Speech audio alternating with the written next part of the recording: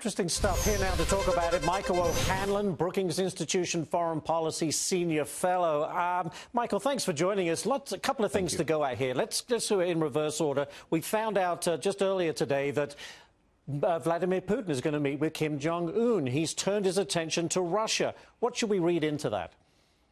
Well, over the years, Russia has been more helpful with North Korea than not. But of course, we always have to be a little suspicious. Vladimir Putin has an ideology that makes him want to take the United States down a peg whenever he can. And I think that's true even in the Trump administration, despite the relative friendliness of those two gentlemen with each other. And we know the United States has continued to put pressure on Putin and Russia over various kinds of shenanigans and adventures that Russia's conducted from Syria to Ukraine.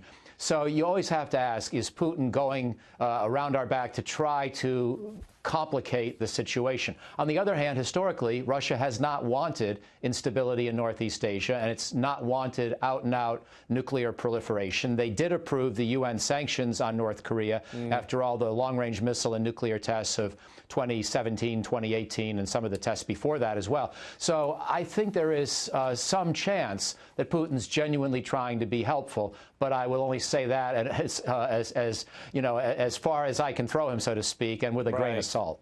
So, or could it be that Kim Jong Un is feeling a bit ignored right now? He's trying to get the attention of the United States, and not only is he going to go meet with Putin, but he also is, testing what appears to be conventional weapons, not ballistic, as per Jennifer Griffin's report there. But it's maybe poking, the Trump administration, say, remember us, because it appears that the talks have kind of ground to a halt.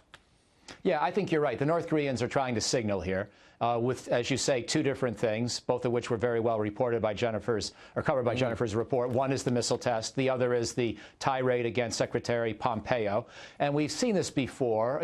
We saw North Korean unhappiness towards John Bolton when he used this concept of a Libya model to imply that we needed to completely denuclearize North Korea all in one fell swoop. And if we didn't get that, who knows what fate might befall Kim. At least that was the implication with the analogy to Gaddafi in Libya. And so the North Koreans let it be known they weren't happy about that. And since that time, I think Mr. Bolton's been a little bit more restrained in his dealings publicly on this issue. But, in some ways, Secretary Pompeo is also a bit of a hardliner, much more so than President Trump, who seems to want to find some kind of a compromise if the terms can be good. So in that sense, the North Korean response is not altogether surprising. They find Pompeo a little bit too tough. They want to get back to that inner Trump, to that bromance, to that Kim-Trump personal dynamic. Right. If they can. But the bottom line is it comes down to this. The North Koreans want those very harsh sanctions lifted, and the United States and others want the whole North Korean peninsula to be denuked.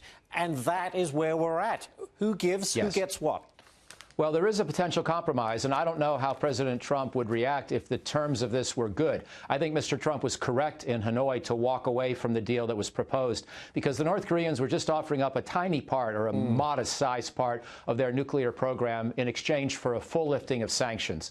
The more fair deal is for them to give up all of their nuclear production capability throughout the country, hold on to their bombs for a while, or at least some fraction thereof. That's sort of their ultimate deterrent. And then we would suspend and gradually lift at least some of the sanctions in exchange. That's a genuine compromise. The terms that Kim offered in Hanoi were not very viable. I don't think John Bolton would like the compromise that I just outlined. I'm not sure Secretary Pompeo would, but I think President Trump might. But to his credit, Trump's holding out for at least a reasonably fair deal to be on the table before he says yes or no. And 10 seconds, Michael. There's no way they're going to take Mike Pompeo out of these talks, are they? I mean, I know they singled him out, but he's there to stay and negotiate, right?